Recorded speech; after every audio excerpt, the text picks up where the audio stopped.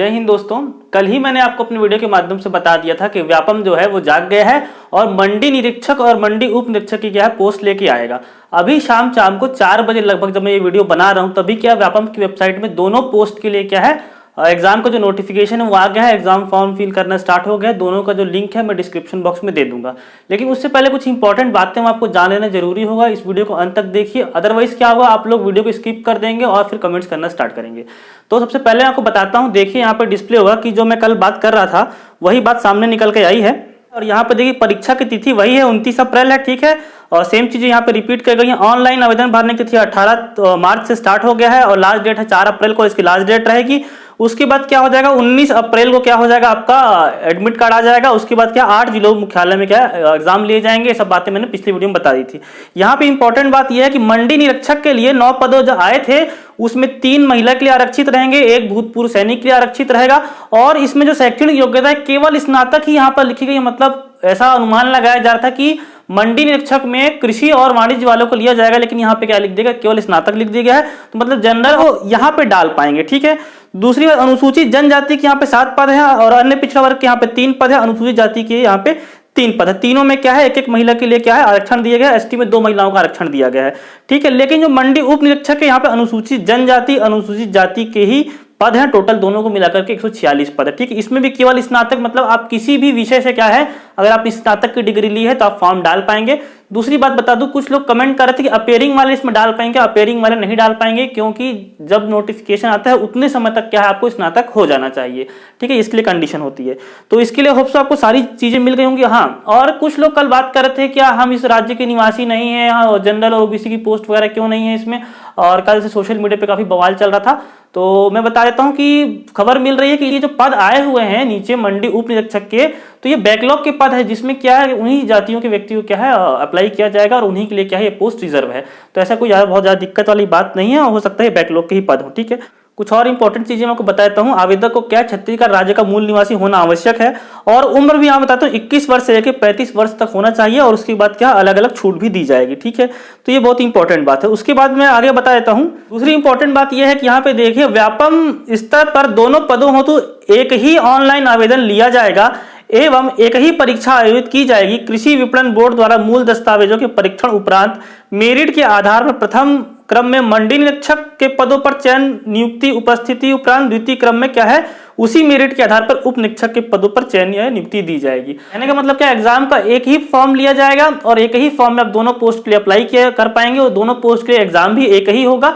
उसके जो आपकी मेरिट लिस्ट बनेगी तो जो प्रथम जो वरीयता है वो आपको मंडी निरीक्षक के लिए दी जाएगी और जो सेकंड नंबर का जो आपका प्रायोरिटी होगा वो मंडी उप निरीक्षक के लिए होगी, ठीक है।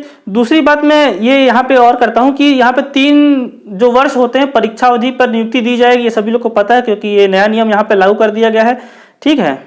तो जो प्रमुख बातें थी वो मैंने आपको बता दी हैं कि आपको कैसे फॉर्म डालना है, क्या करना है। अब बात कर लेते हैं सबसे इंपॉर्टेंट चीज यहाँ पे सिलेबस की। सिलेबस आप लोग कैसे करना है। सिलेबस यहाँ पे देखिए सबसे पहले ये लिखा गया है कि कुल प्रश्नों की संख्या 150 होगी और 150 अंक का ही क्या है प्रश्न पत्र होगा।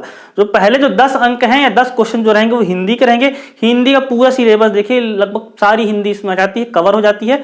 हिंदी यहाँ से पढ़िए आप, ठीक है, क्या क्या सिलेबस है। दूसरा सिलेबस 10 नंबर का अंग्रेजी होगी यहाँ पे और 10 प्रश्न ही आएंगे और 10 नंबर का अंग्रेजी आप लोग देख सकते हैं। इंग्लिश ग्रामर है यहाँ पे ट्रांसफॉर्मेशन ऑफ सेंटेंस है, वोकैबुलरी वगैरह है, यहाँ पे सब चीज दी हुई है। उसका जो गणित होगा उसमें भी 30 अंक होंगे। गणित के 30 क्वेश्चन आपको आएंगे। यहाँ पे इकाई 1 में यहाँ पे देखिए क्या परिमेय संख्या अपरिमेय संख्या महत्वपूर्ण पूर्णांक वगैरह यहाँ पे दिया हुआ है। संख्याओं का वर्ग घन गुणनफल वर्गमूल घातांक नियम महत्तम समापवर्तक लघुत्तम समापवर्तक। उसके बाद भिन्न संख्या उनकी संक्रिया दी गई है, ठीक है। उसके बाद और क्या दिया गया औसत चाल समय दूरी दी गया है, बीजगणित है उसमें, ठीक है। तो अनुपात समानुपात है, रेखा एवं कोण वगैरह त्रिभुज चतुर्भुज वगैरह सब चीजें इसमें दी गई हैं, ठीक है। ये पूरा क्या है मैथ्स का सिलेबस, इतना आपको पढ़ना है मैथ्स। 15 अंकों का क्या होगा। उसके बाद द्वितीय प्रश्न पत्र भाग खा है, इसमें सामान्य मानसिक योग्यता होगी, ठीक है।